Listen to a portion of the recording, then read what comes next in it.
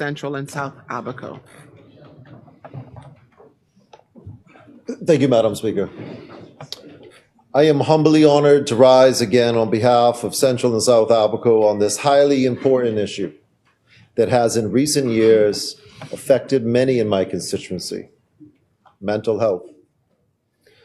Madam Speaker, before I get into my contribution to this Mental Health Bill 2022, I would like to address my fellow Abaconians. We lost a great Abaconian recently, Jonathan Robert McKinney from Sandy Point, affectionately known as the General. My most sincere and deepest condolences to his family, and may he rest in peace. Roadworks are a hot topic in Abaco right now and are greatly needed in all of the communities of Central and South Abaco constituency. So we have 50 tons of asphalt material that has been purchased from a local hot mix plant, and 2 crews are being formed to tackle the highways and streets. I have dedicated myself to provide Abaco Public Works with whatever the necessary workers are needed. I am pleased to inform you that these works will commence next week, weather permitting. Great Guanakee Roads works have started and are well on their way. This is a partnership with Bakers Bay and this David Cooper administration. Pelican Shores Roads works have been scoped and are being prepared for contract. This will commence by year's end should no issues arise. Many other roads are in despair and they'll be attended to. Madam Speaker, Tropical Storm Nicole, which formed into a hurricane, made landfall in central Abaco and caused widespread flooding in all the coastal and low-lying areas. We were blessed to have little wind damage and no serious injury. However, Nicole was most unwelcomed and was a speed bump in Abaco's rebound and recovery from Dorian. I am optimistic and see proof of support from the current government. Proof shown by a delegation from central government led by Deputy Prime Minister I. Chester Cooper, who was the acting Prime Minister at the time. This delegation for assessment to Abaco included many cabinet members and technical teams. This team included Minister Sears from Public Works, Minister Rowe from National Security, Minister Larota, NEMA and DRA, Minister Bell from Labor and Immigration, Minister Darville from Health, Minister Wilchcombe from Social Services, Chairman Storr from DRA, and other technical personnel. The ministers assessed Thank you. And Paulsek Baucus Roll from Public Works. The ministers assessed their respective departments so assistance could be provided without delay. Thank you to all those who traveled to Abaco and took part in our post-storm assessment. Thank you to all those who managed and helped at the shelters, the BPL crew on the ground, water and sewage crew on the ground, police force, defense force, administrator role, all working together, and many more that were involved in preparing for and rectifying the after effects of Nicole.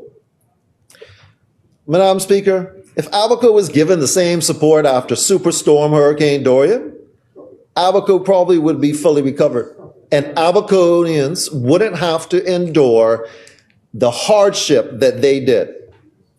My fellow Abaconians, we still have many challenges.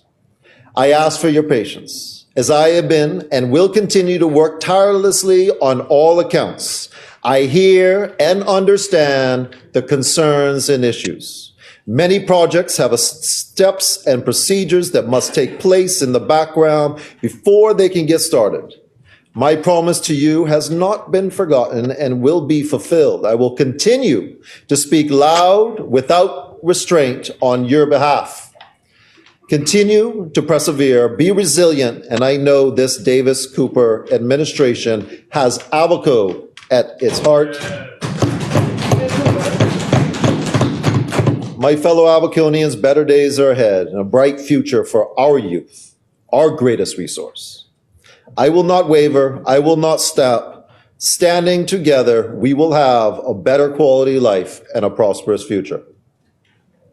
Madam Speaker, this Mental Health Bill 2022 is an immense step forward in our national health initiative.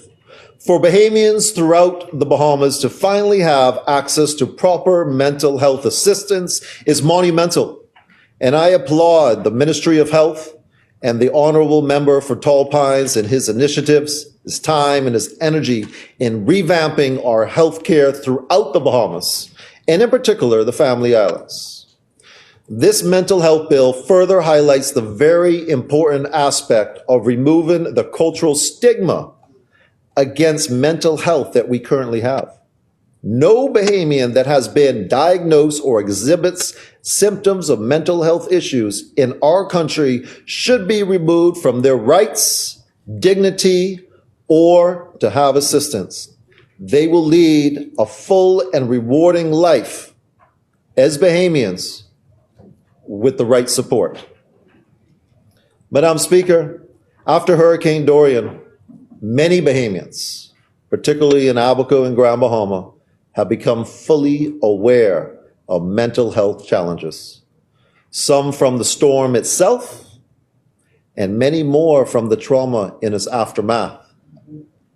Many experienced great trauma, which caused PTSD and other mental issues. With the recent passing of Tropical Storm Nicole, anxiety was high, and people revisited their feelings from that trauma. Despite it being a much smaller storm and over 3 years ago, children shiver or hide when they hear thunder or strong winds. Grown adults nervous. Anxiety was high and some opted to leave. These are all signs of PTSD caused from that trauma. Sometimes even a certain smell or sound can be a trigger. Many found having a professional to talk to post-Dorian significantly helped their mental well-being. Some NGOs offered assistance, but professional help wasn't broadly available to everyone in need. Many Bahamians have long-lasting mental health challenges. My fellow Bahamians, no matter what island they reside on, should have access to mental health care if they so wish or need it, especially after a traumatic event such as Dorian or other life traumas like the 2 years of lockdown from COVID. Tragically, some Bahamians did not have access to these important services, and the life post-Dorian was too much for them to bear.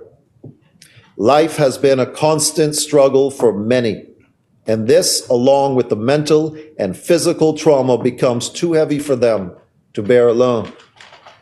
Unfortunately, due to lack of access and cultural stigmas, many were unable or refused to seek help.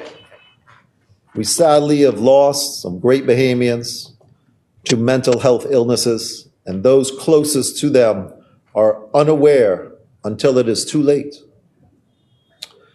This mental health bill says to my fellow Bahamians, you are not alone. You do not have to fight this alone. There is help for you. You will not be discriminated against, and it will promote dignity, respect, privacy, and recovery.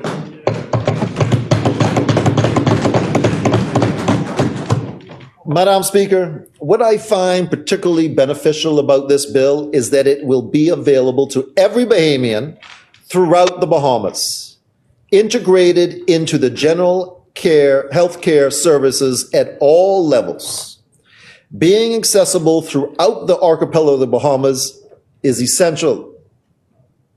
Furthermore, persons seeking mental health services will be transported to where services are provided at the cost of the ministry, which eliminates the barrier of having the necessary funds to access these possible life-saving services. The bill highlights recovery, accessibility, and prevention of suicide, but also improved quality of life with treatment. Madam Speaker, mental trauma has a wide range of triggers. We aren't only dealing with storm and aftermath trauma. It can also arise from abuse, parental or spousal, and many other triggers that are effective in our normal and everyday life. And it affects every Bahamian of any age. Our citizens, from our most vulnerable youth to our dearest elderly, deserve access to these services throughout our country. This bill seeks to protect the human rights of every person diagnosed or exhibiting symptoms. Those victims of abuse will now have access to professional medical assistance to help them cope and seek the help they will need to continue a healthy life in mind and body. Madam Speaker, what is mental health? The US CDC says mental health includes our emotional, psychological, and social well-being. It affects how we think, how we feel, and how we act. It also helps determine how we handle stress, relate to others, and make healthy and strong choices. Mental health issues and mental illness are medical illnesses. And with this bill, they will finally be treated as such, either caused by genetics, hereditary, from trauma, from abuse. Mental health challenges should be treated like any other medical illness and be diagnosed and treated by trained health professionals. With proper access to treatment, patients can continue to lead fulfilling and productive lives. Madam Speaker, even in the Nassau Guardian front page, more than 80 mentally ill inmates at prison. So was revealed that the Bahamas Department of Correctionals is now housing 80 mentally ill inmates. Madam Speaker, some of these, given the proper assistance, may not be in that position, may have had the help that they needed, and may be productive Bahamians in our society. This bill, this mental health bill, aims to help our citizens before their mental health decline leads to life-deteriorating decisions or even a life of crime. This bill will provide an avenue towards treatment and getting them the help they need to make healthy choices and live fulfilling lives. As the USA CDC stated, poor mental health affects how a person feels, but also how they act. It also affects making healthy life choices. It is common to see mentally ill inmates incarcerated throughout the world, but with this bill, we hope to provide the access to treatment and prevent the mental health decline before it leads to irreversible, life-changing actions and consequences. Madam Speaker, another important legal aspect present in this bill is when a person is evaluated and is deemed incapable or lacks the mental capacity, a conservator can be assigned to assist that person in regards to a person's property and financial and personal affairs. Participation and voluntary treatment is a priority in this bill. But when a case is presented where a loved one lacks the mental capacity to oversee their affairs, that a person can be assigned to assist in those legal matters. This legal hurdle will assist many families to ensure their loved ones who lack the mental capacity are taken care of and can assist with their legal matters pertaining to their personal affairs. Madam Speaker, we all know firsthand that education is key. Educating not only our youth, but our entire nation on removing this stigma and removing discrimination about mental health is equally important. Many won't seek help if they fear discrimination or fear to appear weak or broken. We must reach out to our brothers and sisters and let them know it is okay to seek help. We must be our brother's keeper. This bill promotes mental health wellness and education to mental health professionals and the community, which will assist those in need to step forward and receive the treatment they need to recover or to maintain a healthy life. No one should suffer alone. No one should refuse treatments due to fear or discrimination or lack of funds. This administration is seeing that this basic human right is not dismissed, and mental health is made a priority in this country, in our Bahama land. Madam Speaker, I am proud to stand here today and declare that Central and South Abaco supports this bill fully. Again, I applaud the Ministry of Health and Wellness for this and this Davis administration for taking this initiative and bringing forth awareness.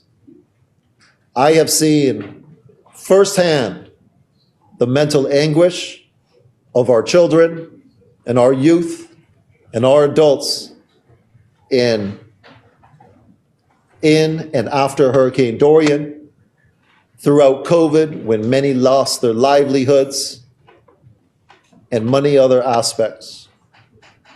It is important for every Bahamian to know that it is not a weakness and you are not broken, but to seek help will help you fulfill a long and prosperous life. So without going into anything else and asking where some things were and so on and so forth, I'm going to stick with Madam Speaker, and I'd like to say Central and South Abaco full-heartedly supports this bill. God bless my fellow Bahamians, and God bless the Commonwealth of the Bahamas.